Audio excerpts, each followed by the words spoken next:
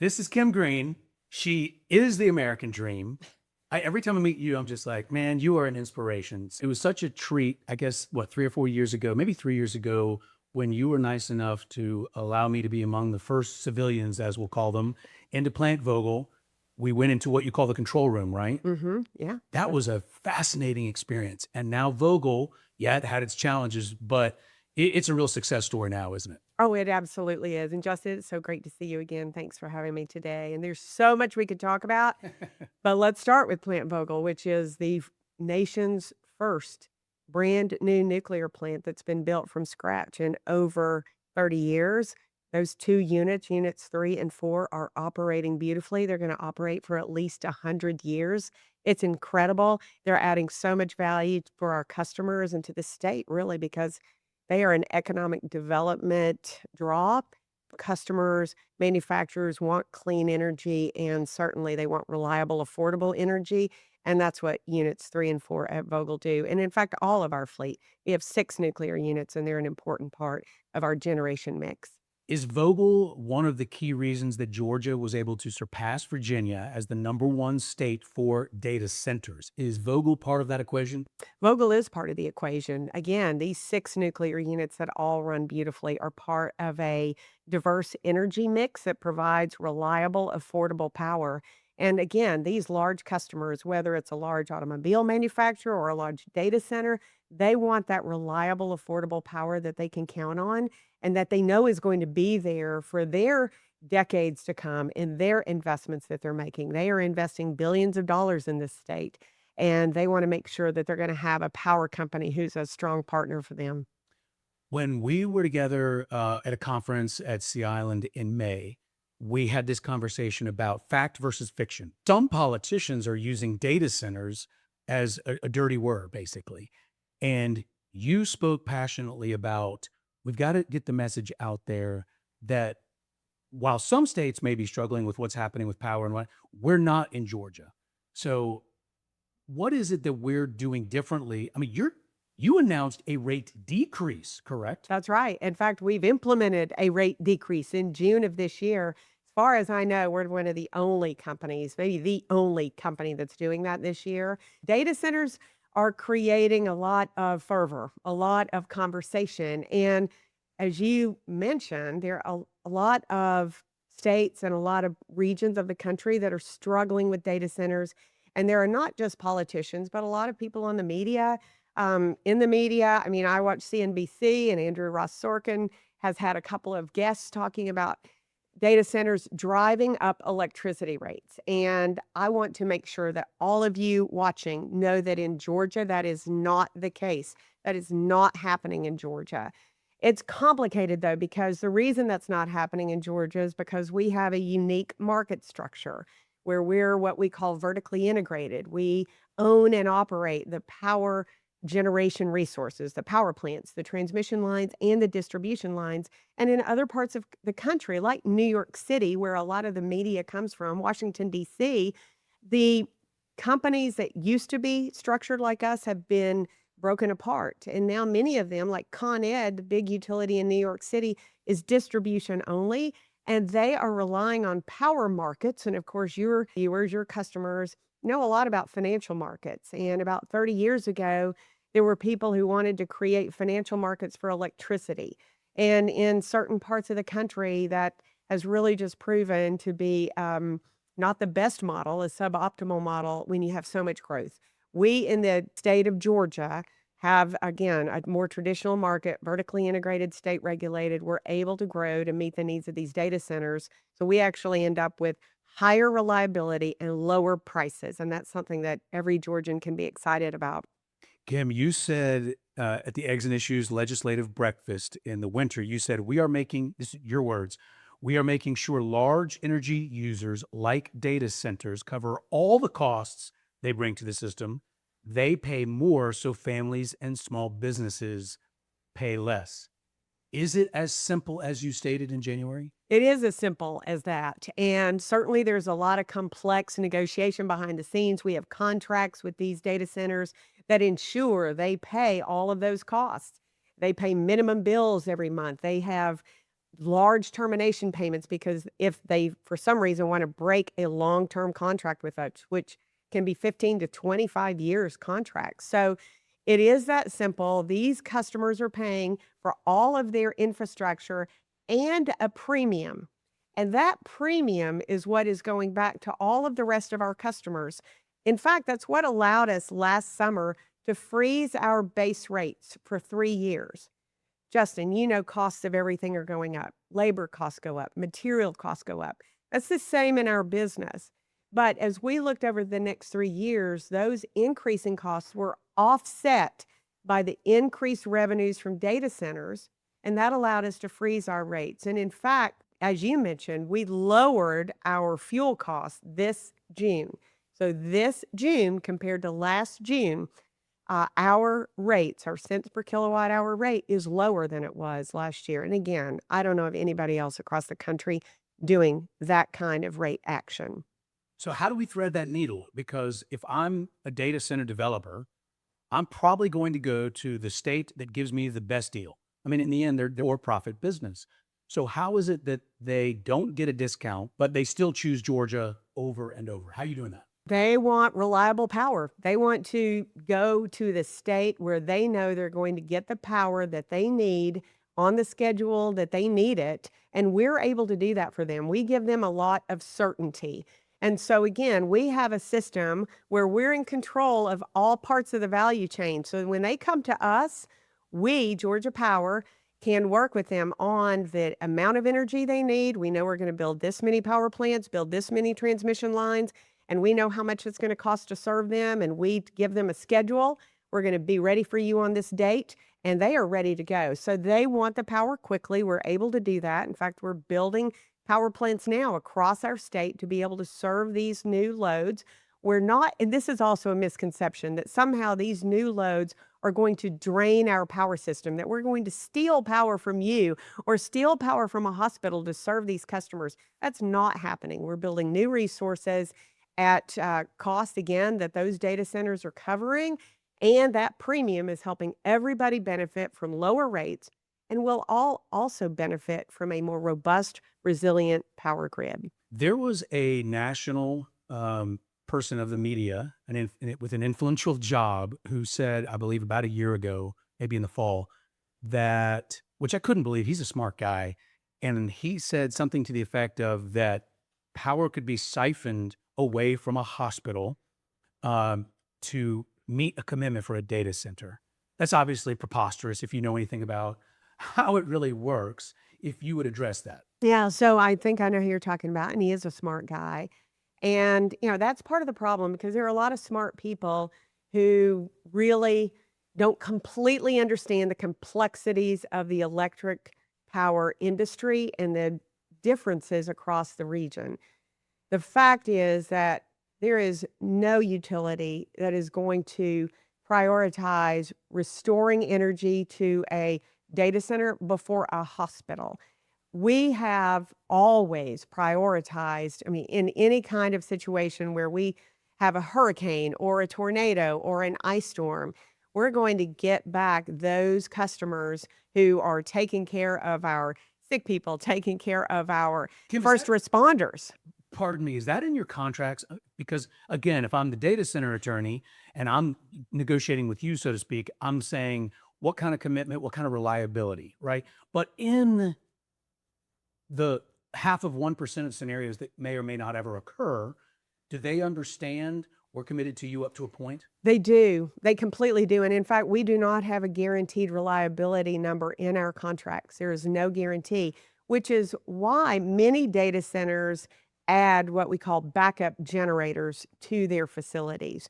So that in the event that there is some storm or some situation that creates an outage from our system, that they have that backup generation. But let me just also say that the data centers and the hyperscalers that we work with, they want to come to a state like Georgia that has a robust, resilient grid. There are some data centers in some parts of the country that are adding generation specific to their unit or specific to their campus. That's not what's happening in Georgia. Some of the political rhetoric may apply in part to some states, but you're here today saying in Georgia, it's not raising your rates. Right. You're here saying we don't have a power dedication program. Correct. Right. No, that's right. So what I'm here to say is your rates are going down because of data centers and your reliability is going up because of data centers. That's not happening in every state. I understand why people are hearing different messages, but it's really important to understand Georgia's different.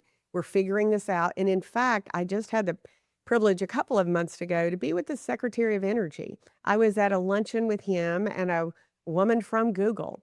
And we were telling him about what's happening in Georgia, how we're able to serve the needs of this data center and also benefit our other customers with lower rates and higher reliability. He has since called us from Georgia Power to the White House to say, let us know how you're doing this and how can we do what you're doing in Georgia in all of the states, and let us see your contracts. And we can certainly share contracts with whoever wants to see those, but the important thing that is different is our market structure. This vertically integrated, state regulated business structure is prevalent in the Southeast, and it's not prevalent in the Northeast and other parts of the country. So government certainly has its flaws, but in your view, Georgia has gotten it right more often than not on legislatively when it comes to power? I'm really glad you asked that question because we should be very proud of our legislators and other local elected officials who have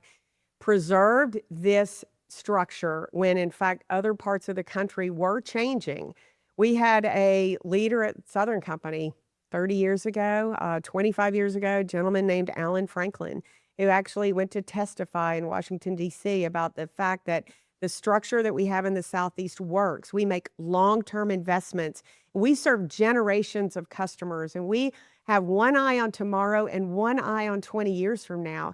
And when you create a financial market that other parts of the country are having to rely on, that ability to make those long-term investments is more difficult because they don't have, as you know, financial markets don't necessarily have transparency into what pricing is going to be beyond maybe 5 years at the most. And we're making 40, 50, 60-year investments.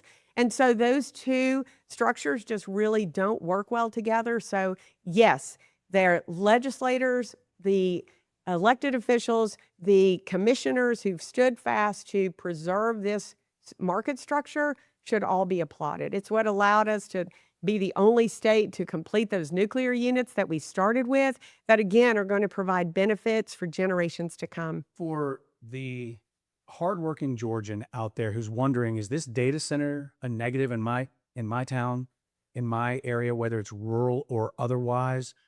Because there's uncertainty. What does AI do? Am I basically welcoming something that will make me unemployed? But the actual data is starting to show, the jobs data is showing that it couldn't be a better thing for job creation than to win a Google deal or similar into the state of Georgia. Is that true? Well, so yes, let's just look at Georgia Power. We hired over 2,000 people last year to be part of this growth that's happening in this state.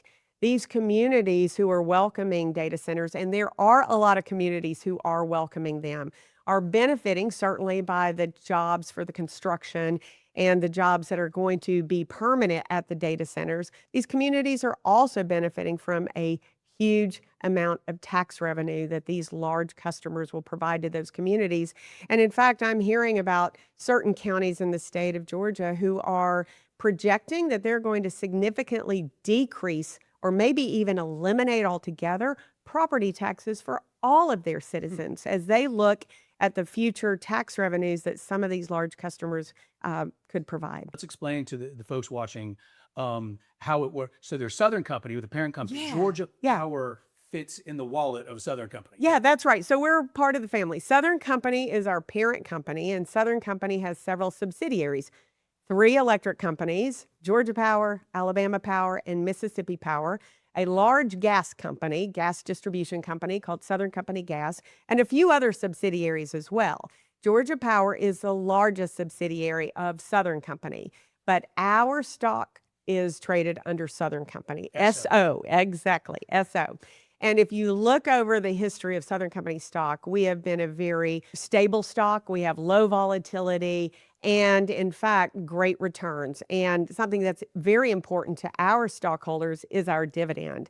And I'm really proud, to your point, that Southern Company has paid a growing dividend for 25 years, which makes us considered an aristocrat stock. And some of our folks were there ringing the bell at the New York Stock Exchange to signify and commemorate and celebrate 25 years of increasing dividends annually. And in fact, we've had an increasing, or we've maintained our dividend for 79 years. Astounding. Regular, predictable, sustainable earnings provide that stable cash and the ability to pay that dividend, which is really important to our stockholders. Well, sure. And, for our viewers here, the investor class, if you will, it's a big deal when you get into that aristocrat status, because you then automatically get picked up by mutual funds and a whole host of ETFs. And they just put those dividend aristocrats, as they're called, as an investment class, so to speak,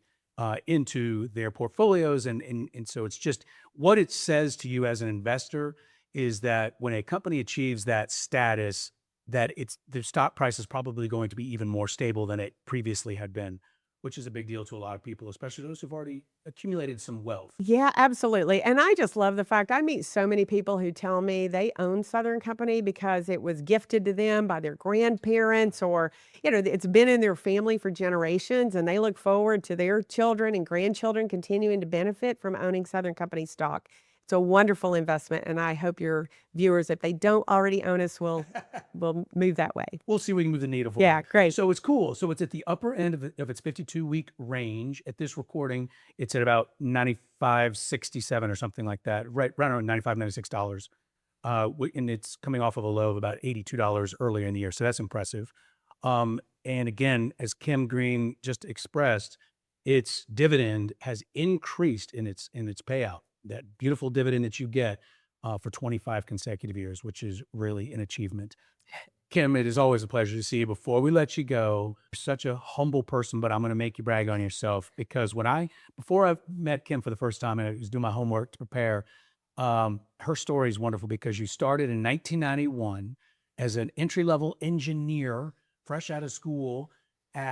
You started at Southern Company or Georgia Power? I started at Southern Company Services, which is our shared services company where a lot of our engineering work is done. Could you imagine one day you'd be chairman, president, and CEO of Georgia Power? No, not at all. No, and you're so kind. Look, it's been a really wonderful 35-year career so far. I loved the company then, and I honestly really thought I'd only stay here about 6 months. But the mission focus of the people in this company, the fact that we all know how important electricity is to people's lives, their livelihoods, their community, that is so important and a huge responsibility that all of our folks take very seriously. I love the mission. I love the people. And it's really an honor to have the role that I have now. And I take it very seriously. It's such a privilege. Thank you. And on your watch, Kim, that you get to have a hand on the wheel, so to speak, when we're in the middle of something that it may be bigger than we're all realizing. What's happening with data centers and AI, and what this may mean for Georgia's future. My grandchildren are great grandchildren. If they're residents here, maybe this secures our economic future, because we're getting power right. You cannot have a conversation about AI, and as exciting and interesting as that is, as we all learn to play with it in different ways, whether it's for entertainment or life usefulness or at an enterprise level for business, you cannot have a conversation about AI without power. Yeah, It that's doesn't exactly exist right. without reliable power. It must be fascinating that this is happening, right? It is. It's absolutely wonderful. And it is a wonderful time to be a part of this industry and a part of what's happening in terms of technology and this evolution that is transforming how we live and work in ways that are very positive. But I think every technological advancement, needs to come with some recognition that we are going to learn, we're going to evolve. We need to make sure that we're all taking advantage of this in ways that are positive for all of us. But for us to be able to continue to make Georgia, which I know the best state for business for the past 12 years, to continue to be the lifeblood and the technology hub for the Southeast, we have to embrace this technology and use it in ways that are going to allow us, our children, our grandchildren to continue to have the jobs and the opportunity that we've had today. In 1991, I remember my husband and I logging on to the World Wide Web, right? What was this? Exactly. What was this? And we'd connect and we'd say, oh, wow, we're in. What do we do now? And I think we're still really trying to figure that out. But there isn't a day that goes by where I don't hear about how AI is, helping companies. Like I was just listening this morning to the CEO of Levi's, and she was talking about how their manufacturing is bettered because of AI. You go to a Hyundai plant, the Hyundai plant here outside of Savannah, Georgia. And there's so many robots and people. There are 8,500 people there, but there are also leading edge technologies that are helping produce amazing vehicles that we're all driving. And I see Kias everywhere and Hyundais everywhere in the state. And it's just fabulous. So electricity is an important part of this economy and the GDP, but we're not just any part of it. We're the foundation, and nothing else happens without electricity. Again, we take that privilege very seriously, and it's a wonderful time to be a part of it. Well, great to be with you as always, Kim Greene. Thank you for your time. Thank you very much. Thank you, Justin.